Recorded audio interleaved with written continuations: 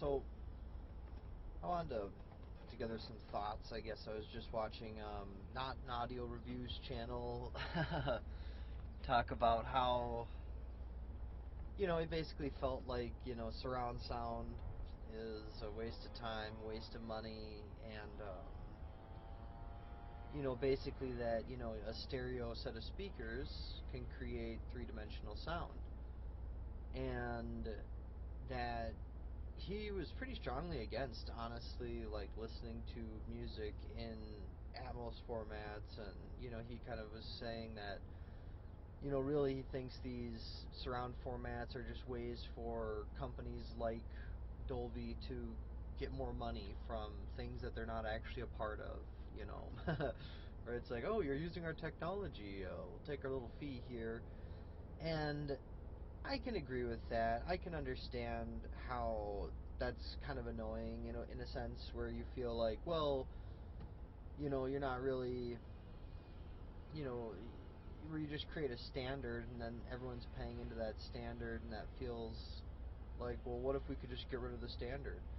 But that doesn't seem to me to be an issue with upmix sound or, multi-channel sound, as much as it's an issue with just corporate greed or just kind of corporate structure in general. So I feel like, you can't really hold how Dolby does things, hey Daphne, against multi-channel sound itself. And another point he was making was that, you got classic recordings that, were originally mixed by the original artist or, their team, and, these different legendary people who mixed it in stereo. And, if you go and you listen to, oh, Daphne, with their fur, it's terrible. It's terrible. That you're not getting the real experience, you're not getting what those artists intended you to listen to. And it's like, yeah, I could agree with that. But the thing is that it's not like those recordings don't still exist. It's not like you can't just go and listen to music, that particular track if you want. And I mean, there's a whole rabbit hole a person can go down of, oh, you're looking for, these very specific vinyl pressings, and, all these different, things that people get, there's, I mean, yeah, just besides, like, different people having mixed the file, different company, there's a whole rabbit hole you could go down in that regard, you know what I mean? And I'm not saying, don't research the song you're listening to and find the mix that you enjoy the most. Absolutely, do that. I think there's a lot of value in the fact that there are a bunch of different mixes, and there's remasters and stuff like that, because sometimes a person does prefer that older sound, but sometimes they like the remaster, you know what I mean? So having more choice isn't something to complain about, like why, when Atmos and multi-channel tracks were first gaining a lot of popularity. Rocket Man, Elton John's Rocket Man was like one of the tracks that people would listen to and be like, oh wow, the song reimagined this way just completely opened up my perspective to what this format could be. And I would agree. I think that's an awesome track. You know what I mean? That's a really great track. And, for me personally, I don't even have an Apple Music subscription right now. I did for a bit, and I was searching very, very hard for all kinds of, music that I thought would. I mostly like listening to electronic music, so, I mean, I was listening to a couple other genres too, but mostly I'm trying to find electronic music that was, mixed in Atmos. And surprisingly, there's not as much as you would think. Like, in my opinion, electronic music is prime for multi-channel mixing, for having uppers and sides and rears and everything like that. But not a lot of the major artists, and I think a big part of that is because, like, especially here in America, in Europe it's a bit different, where there's a couple different clubs that have, multi-channel playback systems there in the club. But that's just it, is that, like, you'd be going to, like, a festival or, like, a concert, a venue and something like that to watch these to watch these artists, and they're always going to be having it in 2-channel there. In fact, it might even be like a mono mix, so it's just like, I think that's a big part of the reason why you're not seeing it from that genre the way a person might hope for it. It seems like it's actually more like acoustic and classical music that you can find that Atmos has been done for, and I'm not sure, maybe that has to do with just like who is investing in the systems, the kind of music, the demographics studies that they've done. They're like, oh well, this is the kind of music that the people who have these playback systems would want to listen to, so this is where you find all of the mixing done for it. Come to the cost though, where he says like it's a big waste of money. I think speakers in general can be a big waste of money. I think saying that just buying more, it's like, yeah, obviously buying more of a speaker could be a bigger waste of money, but it doesn't have to be a waste of money. I think for a while it was prohibitively expensive, and I wasn't able to get into it myself for years because I couldn't get the brain of the system. It's not like you can just hook things up to your Windows computer. I think you maybe have more luck with a Mac in that regard, where I'm pretty sure you could technically make like a playback system from your Mac without having a receiver or a processor or whatever. But ultimately, you know, the cost of these things has shifted down, and I think new you'd probably still be paying a huge premium, but like there's a couple options like the tone winner, if you're willing to navigate the menus and deal with that kind of stuff. But even as far as like premium options go, a person just has to look on the used market, because I found my Anthem here on the used market. It was a phenomenal deal. I was extremely pleased with it. I've got an Anthem AVM 60, and it does an awesome job, and I got it for like $850, which was like a bit of a steal. He wanted like 1,000 or 1,001 for it, and I just offered as much as I could pay, and he was willing to take it. And then I found the correction mic for it for like $30. I think I paid for it. Came in the box and everything with the stand and the microphone. And I'd actually already had a microphone that did come with it, just not the stand. So I have two of the correction mics now. But yeah, it's not like it's impossible to get these things. They were, in the complete unobtainium zone for a while when I was looking at this, and I was thinking I wanted 16 channels because I was trying to be very serious about it in a sense. I didn't want some sort of half system. Like, I was not interested in the 0.2. I wanted at least 0.4.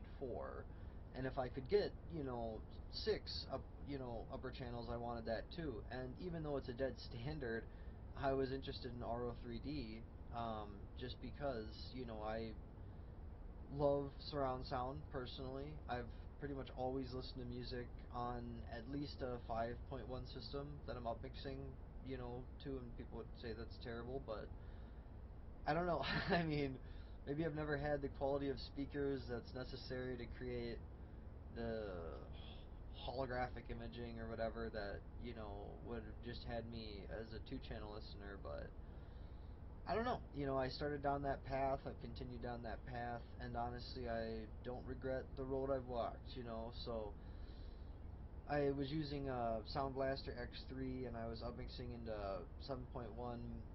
I found these these are like 2012 to, I don't know exactly when they stopped producing them, but they don't make these anymore, these Mirage speakers that surround me.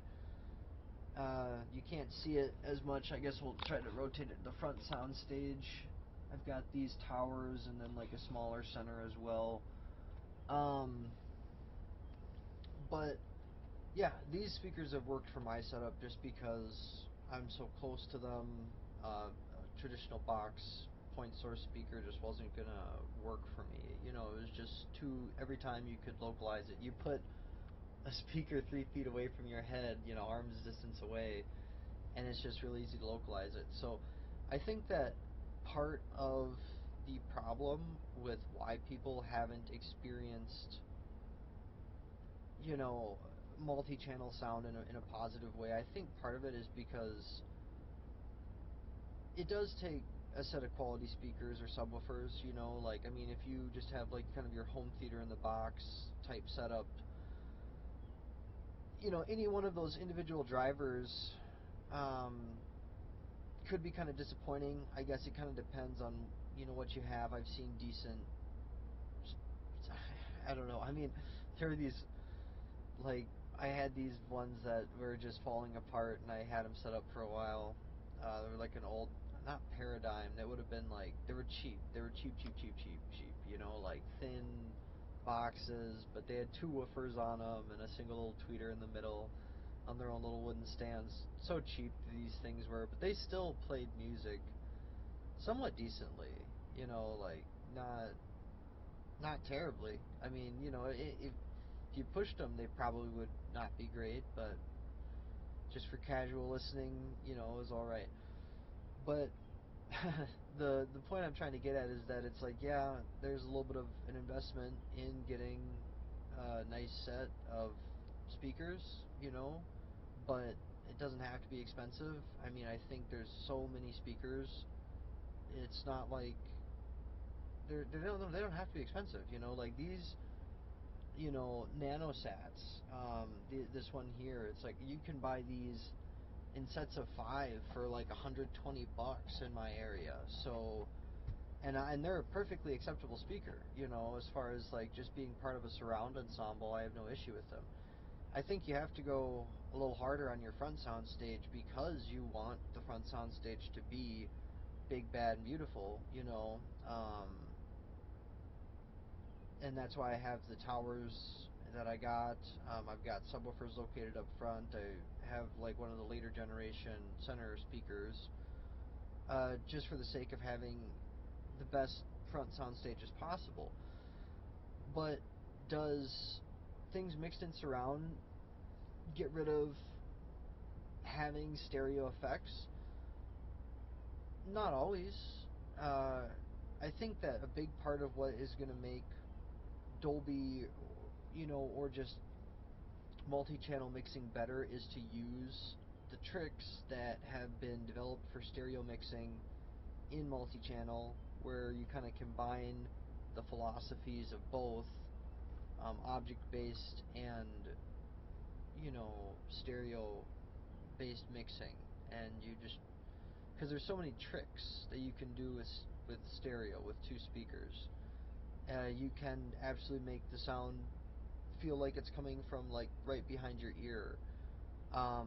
There is depth to the front sound stage. You can have it where the singer feels like they are in front of the rest of the instruments. I mean, just the instrument separation is the most basic, the most basic kind of it, and all of that comes through. But I think that using those kinds of techniques with the rears and with other sorts of things, I mean, it's kind of built into object-based mixing, but like I think a person could use it more intentionally. I think that a big part of why it's not satisfying to people right now is because it's not being utilized fully. I don't know if it's a limitation of the software currently for like just how you're taking pieces of sound and turning them into a 3D object, so to speak, and moving them around in a 3D soundstage. It's like, if you have to multiply that sound out into the same sound into a bunch of different pieces, and then, to try and get the effect you want. I don't know. I haven't messed around with a lot, but it does seem to me like there's just more on the table for... Hey, Kenzie. Is there salt over there? Yeah. Yeah. Just more on the table for, what the ways it can be perceived, how a person could enjoy it, especially making things big. You know what I mean? I feel like, when you just hear a sound in a particular place, it's like, okay, well, that's interesting enough. But then when you have all of these speakers, you just want this scale. And I feel like I'm missing that from a lot of the intentionally mixed, like, when you go to Atmos tracks on Apple, that's just not something I'm finding a lot of. This kind of overwhelming scale or movement, this sense of large pieces of audio moving around. It's just always smaller bits, and that's less interesting, I think. But when I upmix sound, though, I think a lot of times just letting the processor take over and put things where it wants to put things, you get more interesting effects that way sometimes. So I don't know. It's like people, they want to talk a lot of crap on surround sound and listen to music that way, but I think that the design has to catch up with the technology. I think that people have to choose the right speakers for their environment. They do have to invest more time in properly aligning those speakers so that the dispersion fields are right where they need to be and stuff like that. I think that as the hardware becomes more accessible, it's just something more people are going to get into, and it's too bad that there have to be so many naysayers right now, because it's like there's a lot to be enjoyed with it, and when everyone's trying to poo-poo it, it's like, well, I'm curious to see where this can go, and it's like everyone just wants to be living in the Stone Ages forever. I mean, I'm sure there were arguments for why we didn't need two speakers when they made stereo. They're like, well, that's just completely unnecessary. You just one good speaker is plenty fine. So, these dinosaurs on the internet with their opinions, I don't know. Don't listen to them. Don't listen to me either necessarily. Just go out and do what it is that you want to do. Like, if you have an interest in it, then do it. That's why I did it, and I feel rewarded for having attempted so. So that's what I would say. Just to never mind the naysayers. Go and discover it for yourself. If it doesn't sound right, try to make it sound better. Set it up different. Swap out speakers. That's the whole fun of it. It it, the idea that good sound is some sort of guarantee is a salesman pitch. It comes from experimenting and from finding what you like, what works for you, and also what works for the equipment you have. So that's my spiel. I watched that video and I thought, man, I can't stand this. I gotta throw this out there. I don't know. Just let it be known. Peace.